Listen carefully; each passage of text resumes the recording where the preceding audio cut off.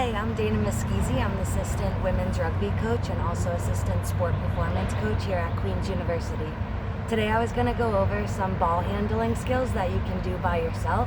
But first I wanted to go over just a quick warm-up to get started before I get into my drills. Before I like to get into my skills, I want to get my heart rate up. So if I'm on a field like this, maybe I'll do my team's dynamic warm-up where I'll jog down the field, jog back, do a couple karaokes, or if you're at home, you can do a couple jumping jacks or clap jacks. So after you do like maybe 15 of those, I'd like to do a full body warm-up. So if you guys have heard of the world's greatest stretch, I like to do an inchworm out into that just to keep it dynamic and really take my time warming up. So I'm gonna try and keep my heels down into the ground. I'm gonna inchworm out into a plank. Hold my plank for a second. I'm gonna push up into my shoulder blades to make sure that I'm nice and strong in my core before I step into my strider, keeping my leg at 90 degrees, planting through my heel. I'm gonna reach to the ceiling. Look at the sun, really get your neck mobilized as well. Switch legs. And then because we play rugby and we have a lot of ground contact, I always like to add a push-up just to get in our volume with getting up and off the ground. After that, one more thing I like to do is just a quad stretch, and that's something super underrated, but I think if you know how to isolate properly, it's a super helpful exercise. So when I stretch my quads, I wanna make sure that my knees are together and that my hips are pushed forward. So I've got my whole core activated, and then I'll do a quick calf raise and then switch sides. So same thing, instead of staying collapsed here, you're gonna push forward, squeeze your quad, do a quick calf raise, and then alternate about 10 on each side. Coming off of the world pandemic, we had to do a lot of isolated skill work.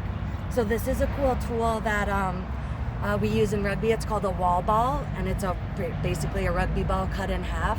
And why I like this is it's an assistant coach in a piece of equipment. This will help you correct your passing just by the way that the ball comes back at you. So to practice a simple passing skill, all of our power from our pass comes from our core and from our backhand. So we're just gonna practice passing with one hand to start. So pushing from your core, keeping your hand in line with your hip. You're gonna push through and then follow through with your pass. As long as your pass is good, the ball should come straight back to you. If I let go too soon, the ball's gonna come back at a different angle. So then I know that I need to follow through with my pass some more. And then same with if I'm letting go on a different part of my hand, like if I push off my palm, the ball might come off the wall a different way also. So after I do about 10 reps on the right hand, we pass with both hands in rugby. So I'm gonna get 10 reps with the left hand as well. So this is just a regular bowling pass. Then we'll open it up. In rugby, we like to pass safely with both hands. Even with the wall ball, I can still get my hands on here just like I would pass a regular ball. And then this way I don't need a partner. So I'm gonna stand open side towards where I'm passing to in order to be able to follow my pass afterward. So about another 10 reps here, and then switch sides. After that, the very last exercise I like to do with this wall ball is actually kneeling from the ground. Rugby is a continuous sport, so a lot of times there will be a tackle on the ground, and we actually need to run up to the tackle and pass with the ball from the ground. So in order to get those micro reps in, I'm actually gonna start kneeling with the ball right under my knee here.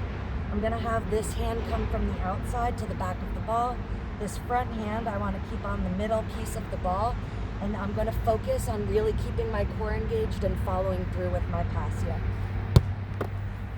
So get a little bit closer. So this is a great exercise to really work on the micro skills of following through with your pass. If you let go too soon, the ball's gonna go not where you want it to go.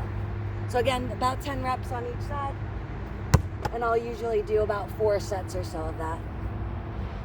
So that was my coach's tip of the day. Hope you guys learned something and enjoy your warm-up later.